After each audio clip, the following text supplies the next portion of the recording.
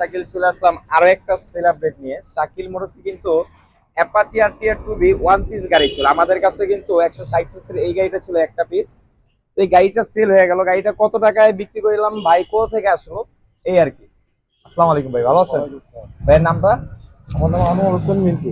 আনার হোসেন মিন্টু ভাই। জি ভাই কোথা থেকে আসছিলেন আপনি? ভাই, আমি আপনার ফেসবুকে আপনার হচ্ছে ওই শাকিল মোটরসের অ্যাড গুলা দেখি, আচ্ছা আচ্ছা আচ্ছা। ওই ইউটিউবে, ওইটা দেখে ভালো লাগছে।